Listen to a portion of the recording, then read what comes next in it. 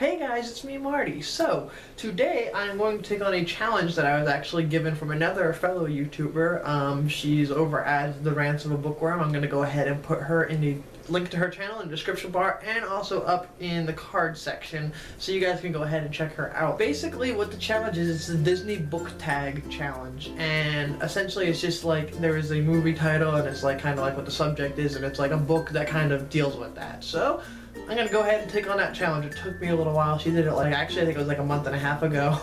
And I'm horrible, like I can remember the books I read, but only if I keep a list, which I lost my list, and if I own it. And if somebody were to bring it up and be like, hey, have you read this? I'll be like, yeah, but if I'm sitting there thinking about books, I can only remember the ones that are sitting on my bookshelf, because I read a bunch and I also have a horrible memory, so it took me a little bit to come up with ideas. So anyway, without further ado, let's do this. The first one is The Little Mermaid, and that is a character who is out of their element, or like a fish out of water type story. And the character that I picked was Arthur Dent from Hitchhiker's Guide to the Galaxy. Now those of you who have read the book or even seen either the movies or heard the radio thing know what it's about. Those of you who didn't, it's essentially the story of Arthur Dent. Is he wakes up one day and is told and finds out his house is going to be demolished, and he had no warning of it until that day. And he wakes up, and then his friend comes and basically tells him, hey, I'm not really from here, I'm from a planet far from the far reaches of space, and guess what, your planet's gonna get demolished today too. And then zaps him up, and basically it's all about his adventures in space and how to hitchhike the galaxy. And if that's like more than that's like a fish out of earth. It's just a story of him trying to basically survive the galaxy with his really eccentric friends. Number 2 is Cinderella, a character who goes through a major transformation. And from that I picked the character Hiram Rosenzweig from the Left Behind book series, which I know a lot of people haven't read. It's actually a Christian book series. It's about the rapture and whatnot. Anyway, Hiram Rosenzweig starts off, I mean, he's a famous scientist. He figured out how to grow food in the desert and stuff like that, and after the rapture happens he becomes really close with Nikolai Carpathia, who is actually the Antichrist, and he becomes friends with him and supports him fully. And he has believers who are basically like, no, he's literally the devil, you need to not be his friend and everything, and he like always stands up for him. But by the end of the series, and spoiler alert, he ends up basically switching sides, becoming actually a prophet and teaching people the word of the Lord, which I know is, well, not a lot of people are into the Christian thing anymore, but it's still, I've read this series so many times and I really love it. And I still profess myself to be a Christian. I still believe myself to be a Christian, so it's something that I do believe in, so yeah. Alright, number 3 is Snow White, a book with a cast of illicit characters, which again, the next one I'm going to do is Left Behind series, which, I mean, when you have a book series that there is 12 in the main series, 3 in the prequel series, and 1 sequel, then you're gonna have a lot of characters, and there are so many, and they actually go into the backstory of a lot of characters. Like, it's not just, hey, here's a character and then they continue on, like you have a name and that's it. If you get a name, 9 chances out of 10 you're gonna get some sort of backstory, or they're gonna become a character in the book. And like, when the first book starts, it starts off and basically you're following 1 or 2 people. By the last book, there's like honestly 12 storylines going on, and it's great because it's just like, oh, I want to find out what's happening to them, but I also want to find out what's happening to them, and it's just intense, and I love it. And that is, if you enjoy a book series with a lot of characters, this one is just jam-packed with characters. And again, even though like it has, you know, biblical connections, it's still a good series, and I still think most people would enjoy it even if they don't believe it, because it's just a really good fictionalization of the prophecy of Revelation. Alright, the next is Sleeping Beauty, a book that put you to sleep. And for that I picked Le Morte d'Arthur, which there's nothing on the cover, it's on the side. Anyway, I'm not gonna lie, I love this book. It's a great book. This is actually what Sir Thomas Malory's Once a Future King is based off of. And it's written by a knight who was quote-unquote there. And the thing that makes it really tiring and fall asleep is, 1, it is written in Old English, and 2 is it has, like, if there's a jousting tournament, instead of just being like, you know, there was a jousting tournament, it was like there's a jousting tournament, and then it walks through each and every single one, gives the scores, and like all of these like, it's very detailed, it's very good, but at some spots it goes very slowly and you're just like, ugh. But in the end, it's really good, and if you are into Arthurian legend, which I am obsessed with the Arthurian legend. I've read this book multiple times. I've read The Once a Future King multiple times. I've read the Book of Merlin. I've read so many books on King Arthur, and sometimes it becomes repetitious because every single book essentially is the same story, just told a little tiny bit different, which more or less is just worded differently, or they add in a different part of a story or take some out to, you know, tell it their way.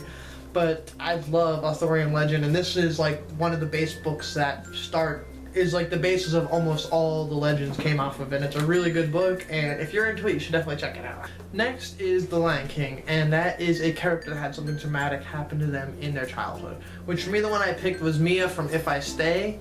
A lot of people it just became a movie, and I'm sure there has been a lot of people who read the book, and mostly everybody knows the story. But essentially, she was like a young musical prodigy and got into a car accident and essentially like lost her whole family.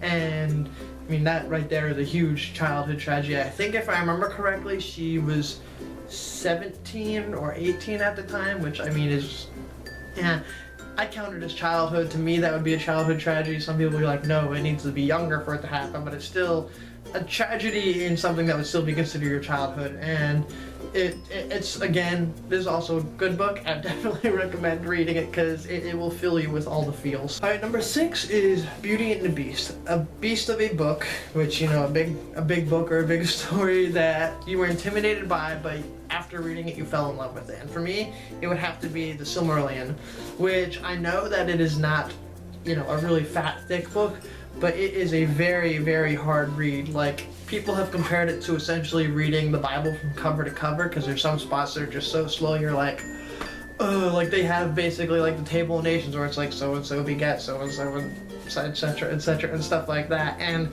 there are times where it goes slow. I found out a lot of college people have not even read it just because it's that much of a pain to read. And I'm still surprised that I have read it twice. But it is a really good book, and when I started reading it, I think I tried reading it twice when I was younger, and I was just like, no, I can't do it. Because, I mean, at first it's interesting, and then you hit a part where there's, like, no narrative. I think that's the proper word. I think. Or maybe it's all narrative. Maybe that's what it is. I can't remember. My mind just blanked out on that. But anyway, you hit spots where it's like that. I'm sure most of you know what I'm talking about.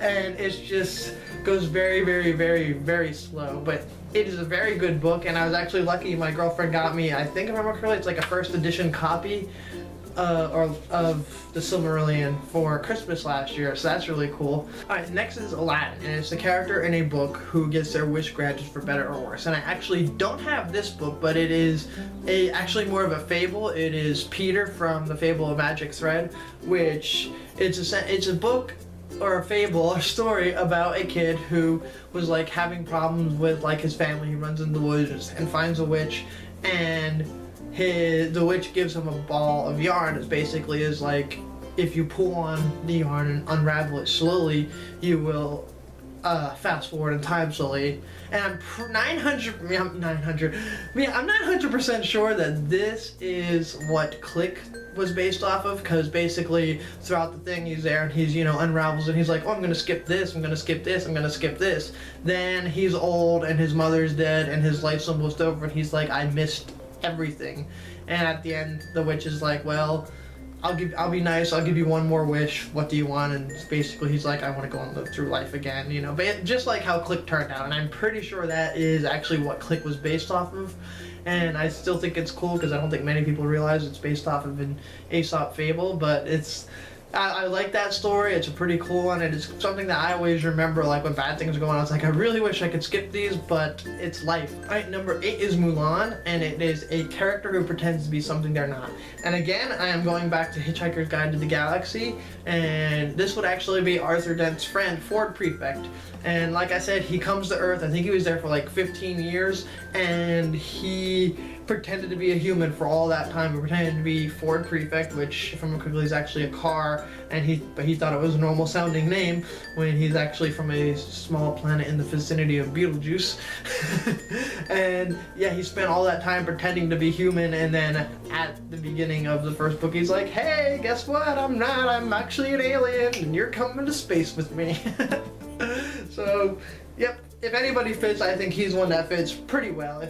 This is one of my favorite books, that's why I end up referencing it a lot. Next is Toy Story, and it's a book with characters that you wish would come to life. And with that, I'm gonna have to go with The Once and Future King, which I already referenced that one earlier. And like I said, that's basically the story of King Arthur and all that. And I love that story so much. My mom at one point in time had to be like, you do know that this is just a legend, like it's not true. And I was like, I know. But she has reminded me a few times that the story of King Arthur is just that. And I'm like, but I love it so much. I don't know why I fell in love with it, but I just do. So it's just something that would be so cool to have known that it existed, or just to go back and like see it have happened, or to, you know, go to a world where I could just see the